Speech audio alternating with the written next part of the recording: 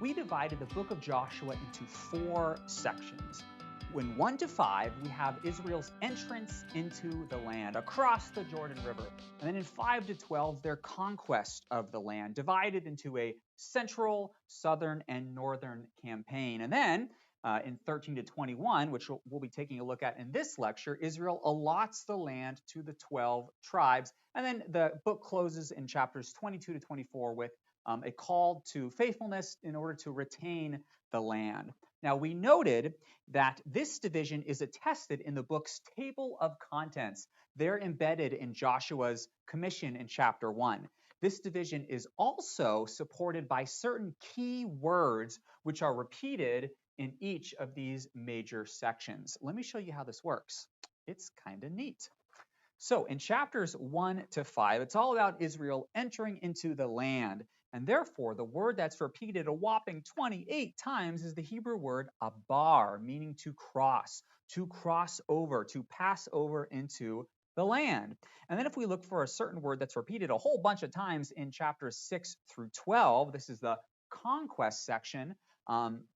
Lakach is a pretty good possibility because it is repeated 13 times and it means to take the land. But here in 13 to 21, the word repeated 15 times is chalak, meaning to divide or to allot or to distribute the land. Now this word, chalak, it is used in the opening section of the allotment. Let's take a look at that. Scroll down to, here we are in chapter 13, Joshua's call to divide the land. Now, therefore, halak, or divide this land for an inheritance to the 9 tribes and to the half-tribe Manasseh west of the Jordan. And it is also repeated in the summary statement at the end of the allotment section of these chapters. These are the inheritances that Joshua distributed by lot at Shiloh at the entrance of the tent of meeting. So they finished halaking the land. So they finished dividing the land.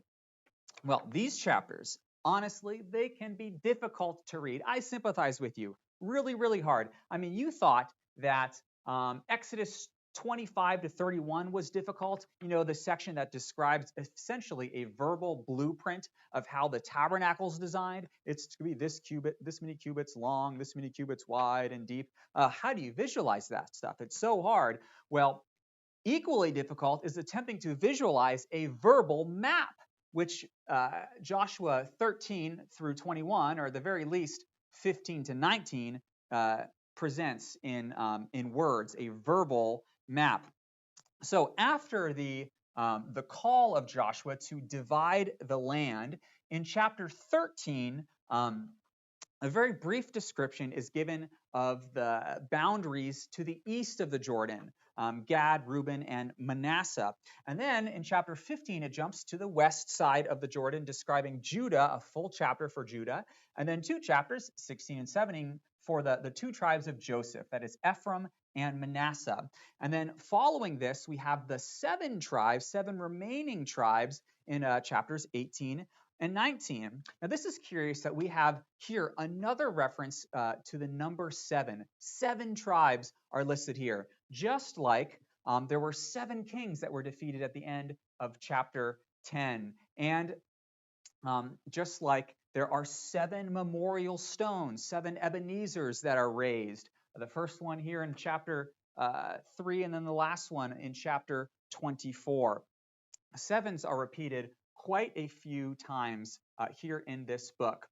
Well, bracketing this section of the allotment to the tribes are allotments to 2 individuals. You might call them personal allotments. The first one, at the end of chapter 14, is to Caleb, one of the 2 faithful spies. He is allotted a particular territory. And then the other faithful spy, Joshua, he is given his own personal allotment of land at the end of chapter 19. Now, this symmetry with 2 personal allotments surrounding the tribes, it has led many people, David Dorsey among them, to identify a particular chiasm present within these chapters. Let's take a look at some of his work.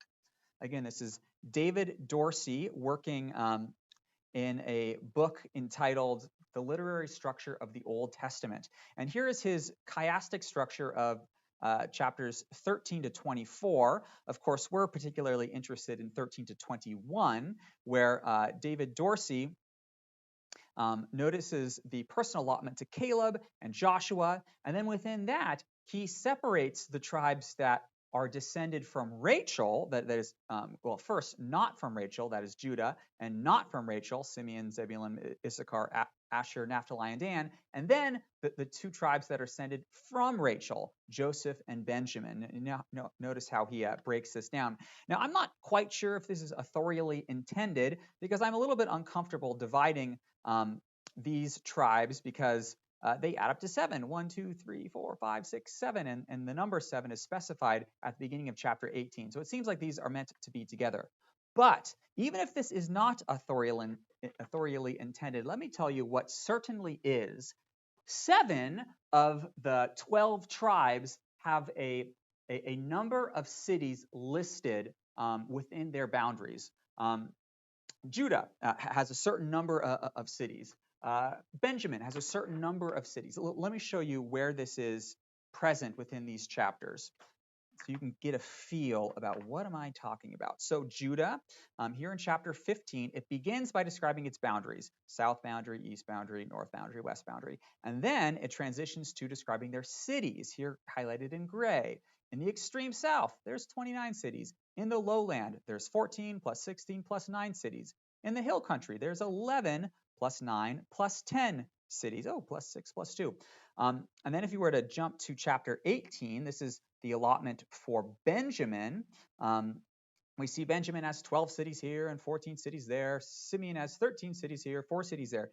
Anyways, if you go on to add up all of these cities, you're going to notice something rather interesting. Let me pull this up right here. Judah, if you add them all up, has 112 cities. Quite a few. I mean, that's a very interesting number, isn't it? The number 100 is a very round number, very whole. It expresses totality. And then 12 is an important number too. So put them together, 112. Interesting. Well, if you add up every one of these cities following Joseph's tribal allotment, you add all those up, and what do you get? Exactly 112. 112 cities outside of Judah, 112 cities inside of Judah. Clearly, the author of Joshua is aware of the significance of Judah. And of course, its significance comes from the fact that the line of David is going to spring from Judah. And of course, the line of Christ as well. And this awareness of the significance of Judah is heightened when we notice the number of verses allotted to each of these tribes. Judah gets a whopping 56 verses. I mean, that's so much more than all these other tribes. They get something just less than 10. And then Joseph's tribes, Ephraim and Manasseh together, that's 28 verses. That's a whole bunch. Benjamin, he's a little bit above average, isn't he, with 18? Levi has 42.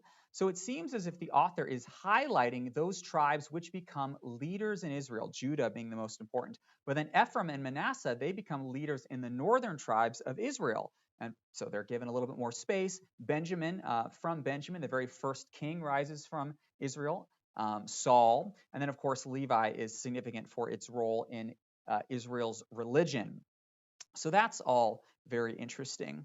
Well, if you trace the historical location of all of these 224 cities, and you enlist the help of people far smarter than myself, the following map can be produced describing the boundaries of each of the 12 tribes. Take a look at this map. So we got the Trans-Jordan tribes, Manasseh, Gad, and Reuben, here to the east of the Jordan. And then we have Judah to the south and Joseph to the north, essentially, Manasseh and Ephraim being together. And then we got the rest of the tribes way up in the far north.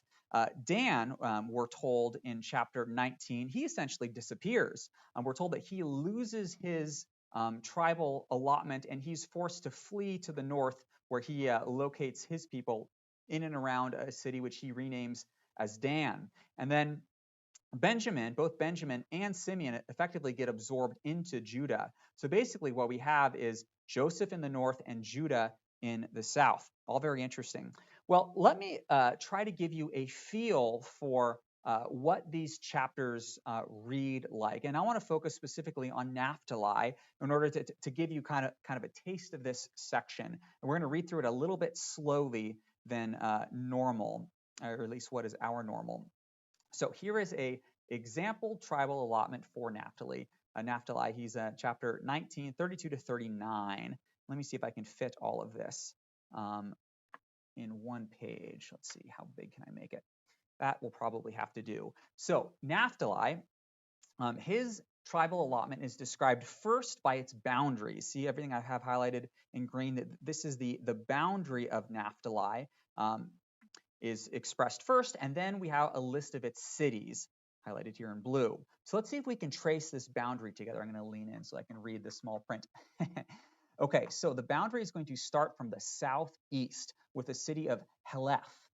So Heleph is right here, and then it went from there to the oak of Zenanim, and then to Adonai Nekeb, and then to Jabneel, and then to Lakum, and then it ended here at the Jordan. And then it's going to start jumping to the west to Asnoth Tabor, where it touches Zebulun in the south and Asher in the west. And then it's going to go up to Hakath, and finally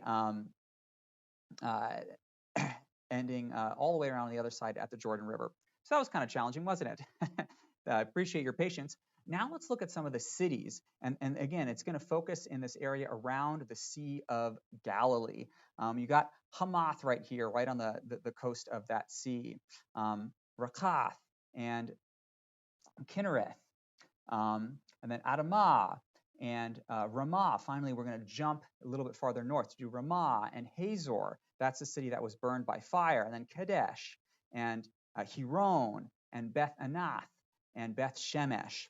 And it says, there you go, that's the 19 cities with their village. And this is the inheritance of the tribe of the people of Naphtali, according to their clans, the cities with their villages. Now, the entire section, chapters 15 all the way to 19, they read just like this. Super difficult. And thank goodness there's so many good maps out there. Actually, there's not really that many good maps. It took me a long time to find that particular map of the tribal allotment of Naphtali, just so you can trace every little city that's described. Everything is so intentional and purposeful here in the book of Joshua. Well, next, after the tribal allotments are described, we move on to the Levitical cities in chapter 20 and 21. Now, Levi, of course, did not have its own land inheritance. It only received individual cities within the inheritance of the rest of the 12 tribes. Let me show you where these Levitical cities are located. So, boom, here are the Levitical cities. Every one of these dots is a Levitical city, starting with the cities of refuge here in red. And you'll notice there are 3 cities of refuge east of the Jordan and 3 to the north. 1, 2, 3. And they're roughly evenly spaced, which makes sense given their purpose. And we have 10 total cities for Levi east of the Jordan, and then 38 to the west, making a total of 48 cities for Levi. Now, these Levitical cities are going to furnish yet another opportunity for us to call attention to Joshua's focus on obedience to the law of Moses. Let me show you how he does that. And of course, you remember the pattern we've focused on as ad nauseum already to this point in our study of Joshua. The pattern is that Yahweh commands Moses, then Moses commands Joshua, and then Joshua obeys. And that pattern we get all over the book of Joshua. It's all about the faithfulness of Joshua and their success as a result of that faithfulness. Well, if we scroll now all the way down to, let's see, page 7. Here we go. Let's focus on Yahweh's call to Moses to select cities of refuge. And then Yahweh does the same call to Joshua to appoint cities of refuge. And what does Joshua do? He does it. He appoints cities of refuge. And then again, Yahweh speaks to Moses, give certain Levites their inheritance within, or give them cities within your inheritance, 48 cities. And so by the command of Yahweh, given through Moses, that's exactly what Joshua did. He gave to the Levites the following cities and their pasture lands, 48 in total. Um, well, even this obedience to the law of Moses described here in chapters 20 and 21, it doesn't tell the whole story. So Joshua is going to appoint 6 cities of refuge, but we learn from Deuteronomy that he could have appointed more. Take a look at Deuteronomy 19. The section describing cities of refuge. We're in Joshua 19. Now let's go to Deuteronomy 19. Laws concerning cities of refuge, beginning in verse 7. Therefore, I command you, set apart 3 cities. That is 3 cities to the west of the Jordan. Moses already set apart 3 cities to the east of the Jordan.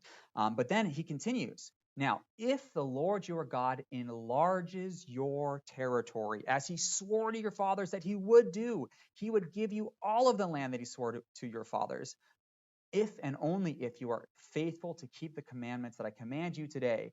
Then you shall add 3 more cities to these 3. There would be 9, 3 to the east and 6 to the west. But the fact that Joshua only appoints 6 cities in total, this teaches us that Israel failed to obtain the entire inheritance that was sworn to their fathers. They only got a portion of that. And that point is made explicit in the opening section, the opening chapter of this section 19 to 21, here in chapter 13, where it says that there remained much land that was not yet conquered. Let's see that in the text. Joshua 13. There's much land. This is kind of like the failure moment that you're beginning to feel. Everything felt so hunky-dory and positive in Joshua so far, but now we're given little hints that all is not well. Joshua was old. He was advanced in years. And Yahweh said, hey, buddy, you're old. And you know what? You're advanced in years. And there remains much land yet to possess. This is all the land that remains to be possessed. All of this. And then we're given little clues scattered throughout these chapters demonstrating for us that Israel did not drive out all of the Canaanites. Here east of the Jordan, the people of Israel did not drive out the Geshurites or the Maccathites. And then let's just kind of trace out this theme. Was the conquest of Canaan complete or was it partial? Some say complete. We're given hints that it was partial. So Judah in chapter 15, the Jebusites, inhabitants of Jerusalem, the people of Judah could not drive out, so they remained dwelling in the land of Judah to this day. Chapter 16, Ephraim, they did not drive out the Canaanites who lived in Gezer, so they remain in the midst of Ephraim to this day. Manasseh, people of Manasseh could not drive out or could not take possession of those cities, but the Canaanites persisted dwelling in that land. So if we piece together all of these little hints at the incomplete conquest with the larger list taken from chapter 13, we realize quite quickly that the conquest was far truncated from what it could have been. So here in orange is what Israel did conquer, but here in green is what they should have conquered, what was promised to them. And this discrepancy between what was promised and what was actually received helps to explain the 10 verses in chapter 14 and the 7 verses in chapter 15 devoted to the person of Caleb. Why should we care about Caleb? Well, I'll tell you why we should care about Caleb. It's because he's a faithful guy. 3 times we're told in chapter 14 that Caleb was a good guy. Here we go. Caleb, he wholly followed the Lord his God. Because you have wholly followed the Lord your God, and because he wholly followed the Lord his God, the God of Israel. Caleb is fearless. So in verse 12, he says, give me the hill country. I know there are Anakim dwelling there, but I'm not afraid of them. I will drive them out. And so Caleb was given Hebron, which was formerly called Kiriath Arba, and Arba was the greatest man among the Anakim. And the Anakim, they are the giants in the land. They are the group of people that that the spies were afraid of in Numbers chapter 13. But Caleb's not afraid of them. He said that we could have driven them out then, and I will drive them out now. So Caleb, I think his function in the text is to give an example or a model for the rest of the tribes. Drive out the land like Caleb, or drive out the inhabitants of the land like Caleb will drive out the inhabitants of his little portion given to him. However, at this point in the story, both Caleb and Joshua are old. They are old and advanced in years. And this expression in Hebrew, it should make us nervous. Sailhammer has noted that this expression, a particular leader in Israel was old, oftentimes marks a transition between a positive leader, one who was faithful, and a negative leader, a disappointing successor. Look how this expression is used of the prophet Samuel. When Samuel was old, we are told in 1 Samuel 8, his sons had to take over for him. But the problem is, his sons did not walk in the way of his father. They perverted justice. They were terrible. And so his people came up and said, hey, Samuel, you're old. We want a new leader. Appoint for us a king. And what leader was given to them? Saul. And he's a bad guy. We don't like Saul. Let's flash forward in time a little bit to David. And now we're told in 1 Kings 1 that when David was old and advanced in years, his son Adonijah attempted to claim the throne, but then eventually Solomon succeeded David. And even though Solomon began well, he did not finish well. So this signaled the transition from a very good leader to a very unfortunate leader in Solomon. And now, returning to the book of Joshua, Joshua was old and advanced in years, but there was a lot of land left to possess. And the generation that arose after Joshua and his death, they were not a very good generation. They whored after other gods. They bowed down to them, we're told in the book of Judges, and they did whatever was right in their own eyes. So how does John Sailhammer evaluate this pattern that we read in Scripture? Well, he says that each of the above passages gives special attention to the old age of Israel's leaders, and this old age marks a transition. And in each case, the transition is from an ideal leadership of a godly person to a less than ideal situation. We should not be surprised, therefore, to find that just after this transition in the narrative in the book of Joshua, we read of less than ideal conditions that prevailed among God's people, namely that much of the land remained to be taken. Thus, and this is the payoff, at this point in the text, the author attempts to show that much disappointment lay ahead. Joshua is a super positive book, but it ends on a question mark. In the larger strategy of this book, the author intends to show that the next generation, in fact, did not follow the lead of Joshua and thus was not successful in taking the land. Very disappointing.